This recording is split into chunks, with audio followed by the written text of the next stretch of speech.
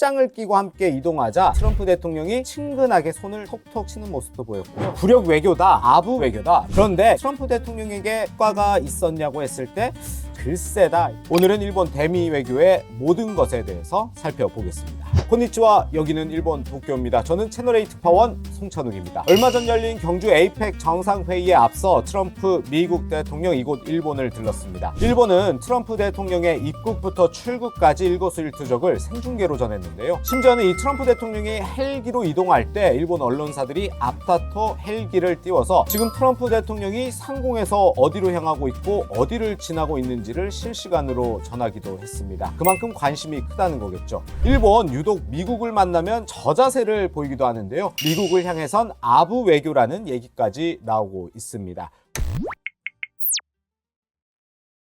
이번 트럼프 대통령의 방문이 일본에서 더 주목받은 건 이 다카이치 사나이 총리와의 첫 정상회담이었기 때문입니다. 그런데 과연 트럼프 대통령이 만난 게 다카이치 총리인지 아베 신조 전 총리인지 헷갈릴 정도였는데요. 약 10분 동안 진행된 정상회담 공개 발언에서 미일 정상은 아베 전 총리를 6번이나 거론했습니다. 安倍総理に対するもう長きにわたる友情に感謝をしております。また昨年末に安倍昭恵夫人を歓待いただいたことにも感謝を申し上げます。実は安倍総理からはよくトランプ大統領のダイナミックな外交について話を聞いていました。 Shinzo Abe was a great friend of mine. From Shinzo and others, you will be one of the great prime ministers that also. 첫 만남부터 다카이치 총리는 트럼프 대통령으로부터 훌륭하다는 평가를 받았는데 아베 전 총리 덕분이었습니다. 다카이치 총리는 트럼프 대통령의 환심을 사기 위해서 아베 전 총리가 생전에 쓰던 골프 퍼터를 선물하기도 했고요. 미일 정상이 함께 탑승한 미국 핵추진 항공모함 조지 워싱턴호에서도 역시 아베 전 총리의 이름 빠지지 않았습니다. 6年前この横須賀の地でトランプ大統領と亡くなった安倍晋三総理が 그야말로 아베로 시작해서 아베로 마무리된 일정이었습니다.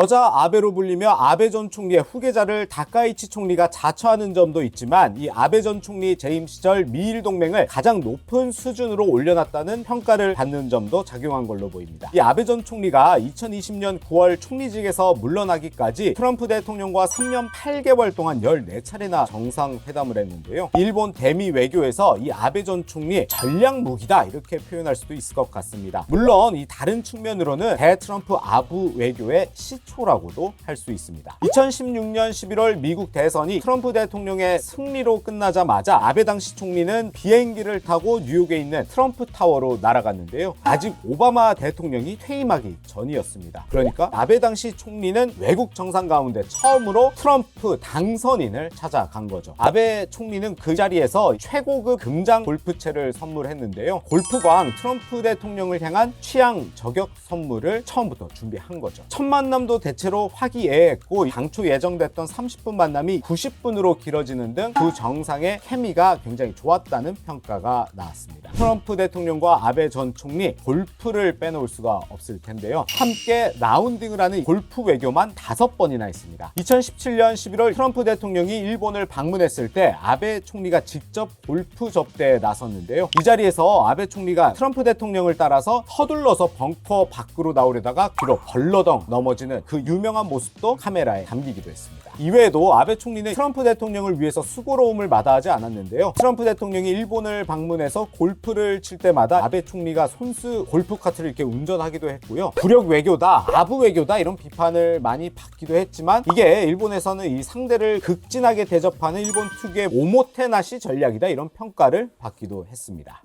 이런 아베 전 총리의 후광을 제대로 활용한 게 다카이치 총리입니다. 다카이치 총리는 과거 일본 총리로서는 보기 어려운 모습도 트럼프 대통령 앞에서 보였는데요. 웃으면서 트럼프 대통령의 팔짱을 끼고 함께 이동하자 트럼프 대통령이 친근하게 손을 톡톡 치는 모습도 보였고요. 또 조지 워싱턴호에서 트럼프 대통령이 다카이치 총리를 이제 미군들 앞에서 소개하자 다카이치 총리가 한 팔을 들고 깡총깡총 뛰는 모습도 보였습니다. The first female prime minister in the history of Japan. 또 트럼프 대통령은 아베 전 총리를 친근하게 신조 이렇게 부르는데요. 요미우리 신문에 따르면 트럼프 대통령이 다카이치 총리를 앞으로 뭐 사나이라고 친근하게 부르기로 했다, 이런 보도도 있었습니다. 일본 총리실에서 이번 미일 정상회담을 두고 관계 구축이 됐다는 점에서 100점 만점이다, 이런 평가가 나왔다고 전했습니다. 하지만 너무 저자세라는 비판도 일본에서 나오고 있습니다. 일본의 제1야당인 입헌민주당의 유명 여성 정치인인 렌호 의원이라고 있는데요. 다카이치 총리가 트럼프 대통령의 팔짱을 낀 것을 두고서 미소를 짓지 않았더라도, 팔짱을 끼지 않았더라도 차분한 대화는 가능했을 것이다, 이렇게 지적하기도 했습니다. 미국에 대한 아부 외교를 아베 전 총리나 후계자격인 이 다카이치 총리만 한 건 아닙니다. 이시바 시게루 전 총리가 트럼프 대통령과 첫 미일 정상회담을 했을 때도 아부 외교라는 말이 나왔는데요. 바로 이 발언 때문입니다. 自分はこうして神様から選ばれた、そのように確信されているんじゃないかと思っています。 트럼프 대통령이 대선 선거운동 기간에 이 피격을 당했던 사건, 이걸 언급하면서 한 얘기인데요. 이게 트럼프 대통령이 신에게 선택받았다, 이렇게 해석이 되면서 이건 아부 외교다 평가를 받은 겁니다. 트럼프 대통령이 리틀 총리라고 부르는 아베 전 총리의 통역까지 정상회담 때 데려가면서 이시바 전 총리도 좀 아베 후광 얻어보려고 하는 노력도 분명히 있었는데요. 그런데 이런 이시바 총리의 아부 외교, 트럼프 대통령에게 큰 효과가 있었냐고 했을 때 글쎄다, 이렇게 평가할 수 있을 것 같습니다. 이시바 전 총리가 이 아베 전 총리와 같은 자민당 소속이긴 하지만 정적 관계라고 할 수 있었거든요. 그러니까 이 트럼프 대통령으로서는 좋게만 보이진 않았을 거다, 이런 얘기가 일본 언론계나 정계에서도 많이 나왔습니다. 같은 저자세여도 다카이치 총리와 이시바 전 총리의 차이는 과연 뭐일까? 그 정답은 아베 전 총리와의 거리가 아닌가 싶습니다. 일본 언론 보도에서도 이번 트럼프 대통령의 일본 방문을 계기로 가장 많이 나온 이름, 아베 전 총리였습니다. 요미우리 신문은 아베 전 총리 재임 시절 행적을 소개하면서 트럼프 대통령의 일본 중시 행보로 연결됐다, 이렇게 평가를 하기도 했습니다. 외교는 총성 없는 전쟁이다, 이런 표현 흔히 쓰잖아요. 국익을 최대한으로 끌어올릴 수 있다면 뭐 어떤 수단이라든지 활용을 해야겠죠. 물론 굴욕 외교다, 이런 비판도 받을 수 있지만 성과만 확실하다면 성공한 아부 외교가 될 수 있겠죠. 과거 관계가 굉장히 안 좋았던 아베 전 총리, 지금도 뭐 비판적인 평가하는 분 많이 있을 텐데요. 일본의 대트럼프 외교에 있어서는 이 아베 전 총리의 존재 자체가 굉장히 강점임에는 틀림없어 보입니다. 이번에 우리나라도 경주 에이펙 정상회의 계기로 열린 이 한미 정상회담에서 황금을 좋아하는 트럼프 대통령을 겨냥해서 천마총 금관 모형을 선물했었죠. 선물도 좋지만 트럼프 대통령의 마음을 사로잡을 수 있는 전략무기 하나쯤 더 있으면 얼마나 좋을까, 이런 생각도 해봤습니다. 오늘 제가 전해드리는 소식 여기까지입니다. 다음에는 더 재밌는 소식으로 다시 돌아오겠습니다. 사요나라. 일본 놈들의 목을 베자, 죽어라. 얼마 전에 중국 군이 SNS에 이런 영상을 하나 올렸습니다.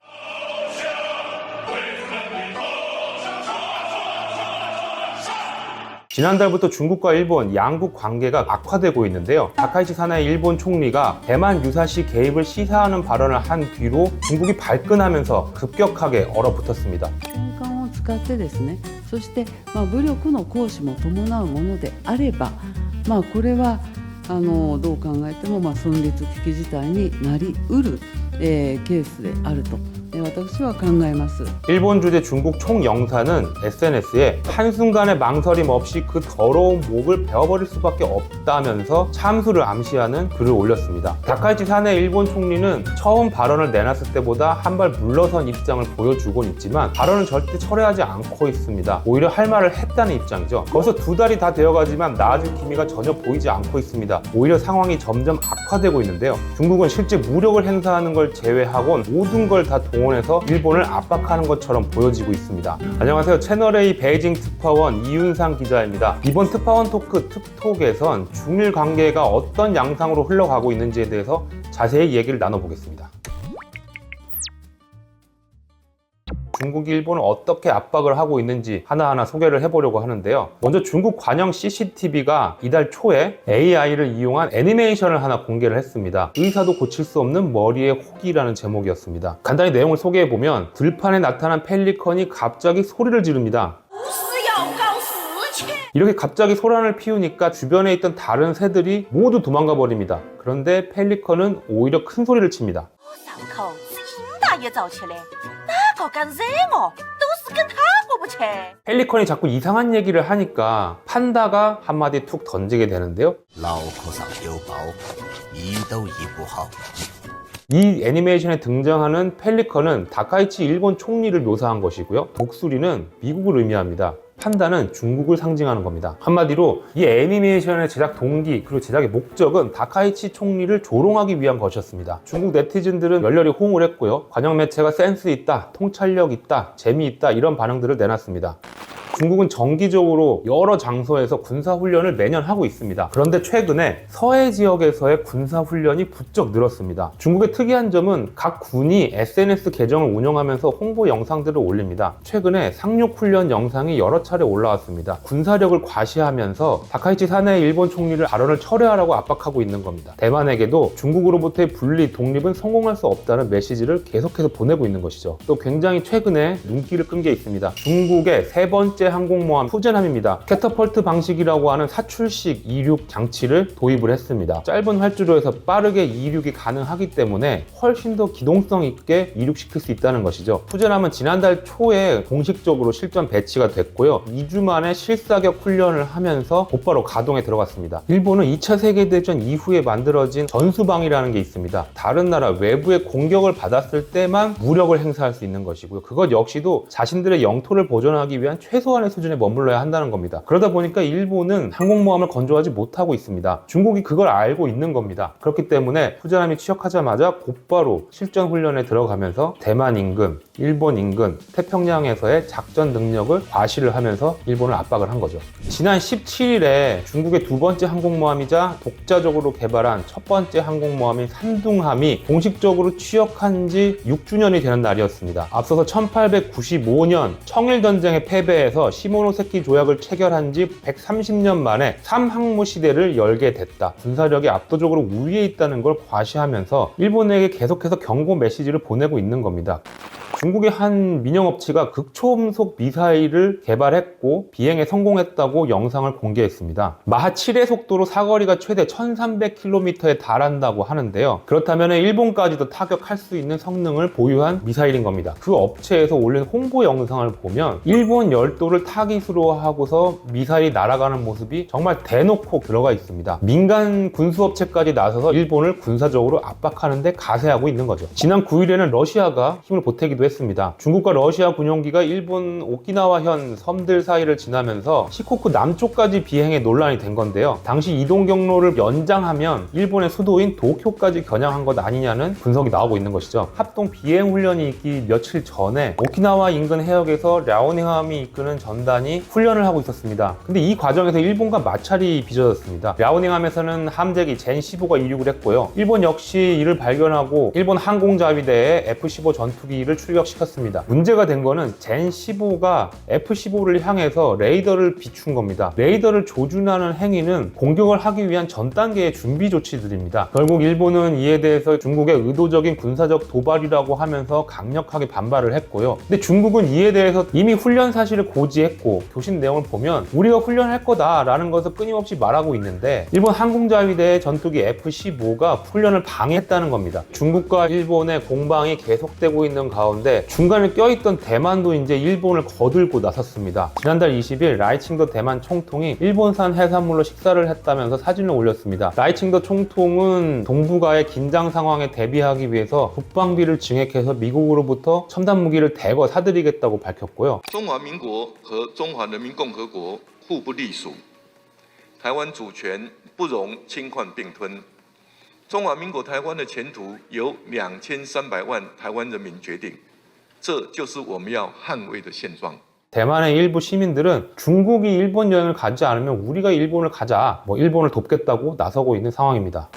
중국의 관영 매체들도 사실 중일 갈등에서 적극적인 역할들을 하고 있는데요. 다카이치 총리가 대만 관련 발언을 내놓고 갈등이 한 달 넘게 이어졌는데 12월 13일이 마침 난징 대학살 추모일이었습니다. 1937년 12월 13일에 일본군이 군인과 난징시 시민 등 30만 명을 죽인 날인데요. 중국인들 입장에서는 굉장히 역사적으로 참담하고 분노하는 그런 날입니다. 12월 13일이 되면 난징시에서는 대대적인 추모 행사를 열고요. 반일 감정 감정이 끌어오르게 됩니다. 평소에도 그런 상황인데 중일 갈등이 진행되는 상황에서 난징 대학살 추모일을 맞이하니까 시민들의 분노가 끌어오르기 시작을 했죠. 이런 와중에서 중국 관영 매체들은 역사 문제를 끌고 나옵니다. 중국 관영 CCTV 뉴스를 보고 있는데 갑자기 흑백 영상이 흘러나왔습니다. 영상 속에는 일본 국민과 군인들이 일제히 고개를 숙이고 있고 중국에 주둔하던 일본군 대표는 연신 얼굴에 땀을 닦고 또 일본 측 대표가 미국 항모 미주리호에서 항복문서에 서명하는 모습도 담겨 있었습니다. 이 영상은 1945년 8월 15일 2차 세계대전에 패전한 일본이 항복하는 모습인데요. 중국이 이런 과거 역사 문제를 끌어들인 것은 명확한 이유가 있습니다. 일본이 대만이 중국의 일부라는 걸 이미 명백하게 인정을 했다는 겁니다. 다카이치 총리의 발언은 대만이 중국의 일부가 아니라는 점을 전제에 깔고서 한 발언처럼 보이는 것이기 때문에 과거 역사를 끌고 들어와서 자신들의 입장의 정당성을 주장을 하고 있는 겁니다. 일본이 대만을 점령했던 시절이 있었죠. 해전국의 점령지들을 어떻게 할 것인가가 미국, 중국, 당시 소련 등에 의해서 논의가 진행됐던 것이고 조약의 형태로 남아있으면서 합의 문서가 되는 건데요. 먼저 1945년 9월 2일 일본이 항복 문서에 서명을 하죠. 포츠담 선언을 이행하겠다는 내용이 담겨 있습니다. 1945년 7월 26일에 포츠담 선언에는 카이로 선언을 이행하겠다는 내용이 담겨 있습니다. 그럼 카이로 선언에 담긴 내용이 무엇이냐를 또 살펴봐야 하는데요. 1943년 12월 1일에 이뤄진 카이로 선언에서 중국의 영토를 반환한다는 내용이 담겨 있는 거죠. 3대 조약을 이행하라고 일본 측에 계속 요구하고 있습니다. 다카이치 총리의 대만 관련 발언, 철회를 요구하고 있는 거죠. 또 중국은 여기서 그치지 않습니다. 일본이 2차 세계대전에서 굉장히 잔혹한 만행을 저질렀다는 국제적인 여론전을 펼치고 있는 것이죠. 그러면서 거론한 게 생체 실험을 한 731 부대였습니다. 중국 CCTV가 최근 관련 보도를 했는데 731 부대 범죄에 200명이 넘는 일본인이 가담한 증거가 있다 주장을 하고 나왔습니다. 731 부대와 관련한 영화도 개봉하면서 반일 감정을 끌어올리고 있는 부분도 있습니다.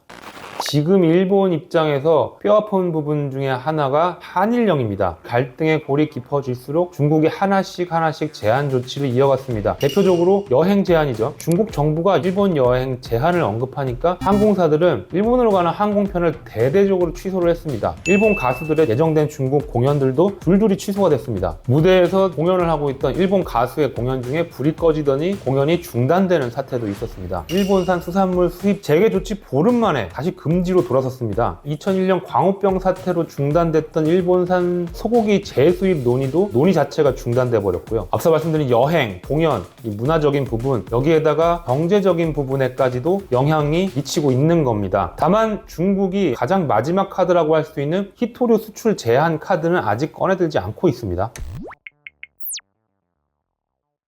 지금 현재까지 상황을 보면 다카이치 총리는 중국과의 갈등, 싸움을 당장 마무리하려는 생각은 없어 보입니다. 결국 정상끼리 만나야 해결이 될 수 있을 것이다 라는 관측도 나오고 있는데요. 지금 현재 분위기를 놓고 보면 중일 간에 언제 다시 만남이 이뤄질지 장담하기 어려운 상황입니다. 중국에서는 대만 관련 발언을 철회해라, 그게 우선이다 라는 주장을 계속 하고 있고요. 다카이치 총리는 철회에 대해서는 언급하지 않고 있죠. 결국 이 논란의 끝이 무엇이 될지 전 세계가 촉각을 곤두세우고 있는 상황입니다. 이제 2025년도 가고 2026년 새해가 밝아오고 있는데요. 여러분 모두 새해 복 많이 받으시고 건강하시길 기원합니다. 신년快乐! 再见! 돌아오는 설 연휴에 일본 여행 계획하신 분들 꽤 많으시죠? 이번엔 조금 덜 붐빌 수도 있겠습니다. 우리 설 연휴와 겹치는 중국 최대 연휴 춘절. 보통 이때면 해외여행 수요가 몰리는데요. 이번엔 일본행 항공편 예약이 유독 줄었습니다. 보통이면 걱정부터 나올 상황이지만 일본에서는 오히려 좋다는 반응이 나오고 있습니다.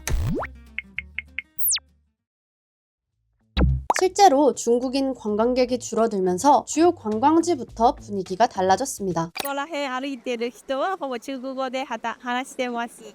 最近は結構減りました。 도쿄에 거주하는 한국인도 비슷한 이야기를 합니다. 친구가 지금 현재 긴자에서 아르바이트를 하고 있는데 최근 2-3주부터는 확연히 이제 중국 분들이 많이 줄었다고 하더라고요. 일본 현지에서는 중국인 관광객들이 줄어든 것에 대해 긍정적인 반응이 줄을 이룬다고 하는데요. 확실히 이제 중국인 관광객이 줄어든 것을 보면은 이제 댓글이나 이제 현지 언론들도 오히려 거리가 좀 깨끗해졌다. 관광객들이 버리고 다니는 쓰레기도 많이 줄어들었다 하면서 조금 더 좋아하는 반응이 좀 더 많았습니다. 이런 반응의 배경에는 일본이 오랫동안 시달려온 오버 투어리즘 문제가 있습니다. 엔저의 영향으로 도쿄와 교토 같은 도심 관광지는 물론 지방 소도시까지 관광객이 몰렸고 일상생활이 불편해졌다는 불만이 이어져 왔습니다. 도쿄의 주요 관광지로 꼽히는 스키지 시장에는 관광객 방문을 자제해달라는 안내문이 붙어 있는데요. 민폐 행위가 계속되면 경찰에 신고하겠다는 경고까지 나왔습니다. ガイドさんの説明を受けるためにお店の前を取り囲んでしまって本来のお買い物目的のお客様のやはり妨げになってしまうということが多々お店の方からも苦情として上がってます。 일본의 오버 투어리즘을 취재했던 채널A 송찬욱 도쿄 특파원은 이것이 어제 오늘의 일은 아니라고 말합니다. 제가 많이 듣는 게 뭐 쓰레기 분리수거 얘기 참 많이 하더라고요. 일본에 왔으면 일본 문화를 지켜달라 이런 문제가 오버티어리즘의 뭐 핵심 중 하나가 아닐까 그런 생각도 하게 되더라고요. 그래서 중국인 관광객이 줄어든 지금 상황을 두고 걱정보다 오히려 숨통이 트였다는 반응이 조심스럽게 나오고 있는 겁니다. 중국인 관광객이 줄어든 데에는 분명한 이유가 있습니다. 최근 심화된 중일 갈등 이후 중국 정부가 일본 여행에 사실상 브레이크를 걸었기 때문입니다. 중국 외교부와 문화여유부는 자국민에게 일본 여행을 자제하라고 권고했는데 공식 발표에서는 일부 지역에서 중국인 대상 폭력 사건이 발생했다며 안전 관련 주의 메시지도 함께 제시했습니다. 일부 여행사에는 일본행 비자 신청 규모를 줄이도록 지시했습니다. 아예 항공편 자체를 없애버리기도 했는데요. 중국 항공 자료를 보면 12월 말과 1월 초 사이 중국에서 일본으로 가는 항공편 노선이 한때 100% 취소된 것으로 나타났습니다. 1월 전체로 봐도 일본행 항공편 취소율은 40%를 넘습니다. 여기에 더해 지난해 11월 중국의 6개 주요 항공사는 일본 노선 항공권의 변경, 취소 수수료를 전면 무료로 하겠다고 발표했는데요. 이 정도면 권고라기보다는 사실상 강제에 가까운 조치라고 볼 수 있겠습니다. 그 결과는 곧 숫자로 나타났습니다. 지난해 11월 이후 일본을 찾는 중국인 개별 관광객 수는 많게는 30에서 40% 이상 감소했습니다. 현지에서 느껴지는 한산함은 단순한 우연이 아니라 중국 정부의 고강도 조치가 만들어낸 변화라는 겁니다. 일본 정부는 이러한 상황을 단순한 관광 침체나 외교적 압박으로만 보지는 않는 분위기입니다. 오히려 그동안 한쪽에 쏠렸던 관광 구조를 다시 점검할 계기로 받아들이는 모습인데요. 그동안 일본 관광은 중국인 단체, 개별 관광객 비중이 지나치게 높다는 지적을 꾸준히 받아왔습니다. 이번 변화를 계기로 특정 국가 의존도를 낮추겠다는 판단이 깔려있다는 분석입니다. 多様な国の方々が日本を訪れてくださる、そういったプロモーションにも力を入れていきたいなと考えております。 중국 관광객 감소를 되돌려야 할 문제라기보다 관광시장을 분산시키는 방향으로 전환하겠다는 메시지로 해석됩니다. 이런 기조의 배경에는 일본 사회에 오래전부터 존재해온 반중 정서와 최근 격화된 중일 갈등도 영향을 미쳤다는 의견이 나옵니다. 이전부터 살았던 지인이나 선배들한테 물어봤을 때 예전부터 반중 정서는 있었다고 하더라고요. 근데 최근에 이제 다카이치 총리 발언 이후로 이제 중국과의 문제가 뉴스에 대두가 되면서 더더욱 심해졌다고 들었습니다. 일본 정부는 중국인 관광객 감소를 국내 내수 관광으로 일정 부분 상쇄할 수 있다는 인식도 내비치고 있습니다. 今年年末割と多くの方が国内旅行されると聞いております。日本人が日本各地を旅行するということも大切ですし 실제로 외국인에 밀려 국내 여행을 피하던 일본인들의 발길이 다시 돌아오는 조짐도 감지됩니다. 젊은 직원들이 연말연시에 겨울휴가 떠날 때 나 오사카 교토 이번에 가야겠다 이런 얘기 참 많이 한다고 하더라고요. 다만 이런 변화가 일시적인 숨 고르기에 그칠지 아니면 일본 관광 정책의 방향을 바꾸는 전환점이 될지는 아직 지켜봐야 합니다. 분수령은 다음 달 중순 중국 최대 연휴인 춘절입니다. 춘절 때 정말 어느 정도 중국인들이 많이 찾아올 것이냐 이 상황을 좀 봐야 될 것 같기는 해요. 개인 관광객마저도 안 오는 상황이 벌어질지 이거는 그때 상황을 좀 봐야 그게 또 새로운 구매이 될 것 같습니다. 중국 정부의 여행 자제 기조가 춘절이라는 최대 이동 시기에도 이어질 경우 일본 관광 시장은 예상보다 빠른 구조 변화를 맞을 가능성도 있습니다. 중국인 관광객이 줄어들면서 일본은 잠시 숨을 고른 분위기입니다. 붐비던 관광지는 한결 여유로워졌고 그동안 쌓였던 오버 투어리즘 피로감도 조금은 가라앉은 모습인데요. 중국의 일본 여행 자제령도 쉽게 풀릴 분위기는 아닙니다. 일본이 이번 변화를 기회로 만들 수 있을지 조금 더 지켜볼 필요가 있어 보입니다. 특파원 토크 툭툭, 이번엔 도쿄에서 전해드립니다. 도쿄 특파원 송찬욱입니다. 여기는 이 도쿄 중심부에 있는 일본 국회의사당입니다. 보시는 것처럼 중의원 이렇게 써 있는데요. 원래 같으면 1월 23일부터 150일간의 정기국회가 열려서 예산안 심의로 한참 정신이 없이 돌아가야 될 시기입니다. 그런데 이 안에 보면 정말 아무도 없거든요. 국회의원 한 명 다니는 걸 볼 수가 없는데 왜 이렇게 조용할까? 바로 이 사건 때문입니다. 日本国憲法第7条により衆議院を解散する。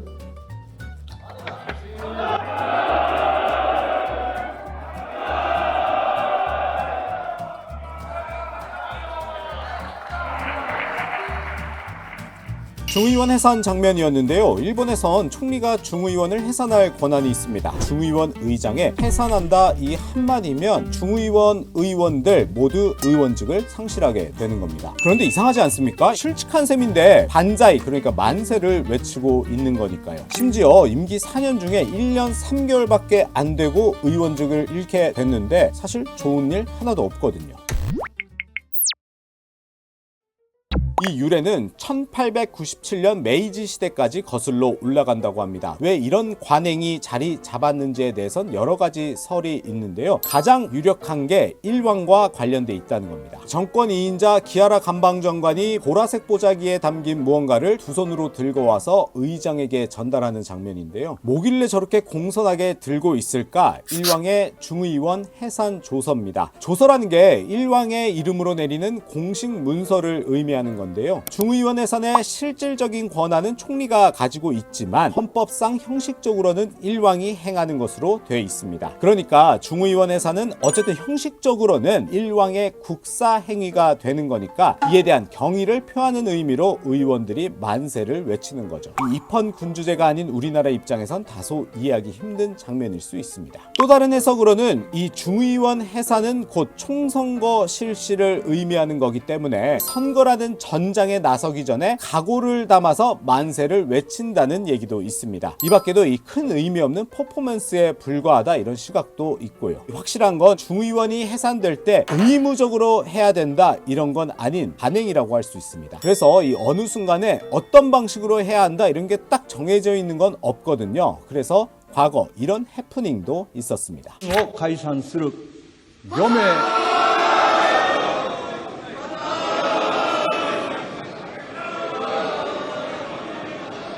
内閣総理大臣安倍晋三以上です。万歳はここでやってください。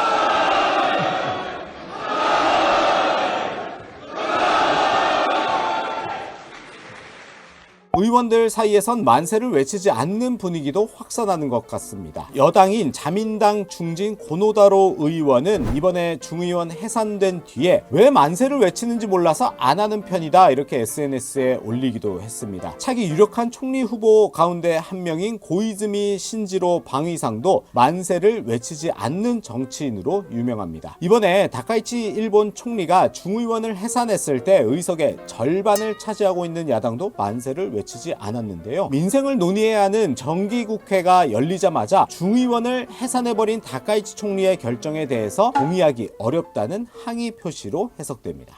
그렇다면 총리가 언제든지 자기 마음대로 국회를 해산할 수 있는지에 대해서 궁금해하실 분도 있을 것 같은데요. 결론부터 말하면 가능하다입니다. 일본 헌법을 보면요, 해산 관련 조항은 두 가지가 있습니다. 하나는 제7조에 일왕은 내각의 조언과 승인에 따라 국민을 위해 국사 행위를 행한다. 여기에 중의원 해산이 있습니다. 또 하나는 제69조에 내각은 중의원에서 불신임 결의안을 가결하거나 신임 결의안이 부결됐을 때 열흘 안에 중의원이 해산되지 않으면 총사직을 하지 않으면 안 된다. 이런 조항이 있습니다. 이번엔 헌법 7조의 경우에 해당하는 건데 보시다시피 이 해산의 조건이라는 게 존재하지 않습니다. 그래서 역대 총리들은 국면 전환 등을 위해서 임기 4년을 마치지 않는 시점에 이렇게 중의원 해산을 해온 겁니다. 다카이치 총리는 이번에 중의원을 해산 칭찬하면서 자신의 거취를 걸면서 배수진을 치기도 했습니다. 私自身も内閣総理大臣としての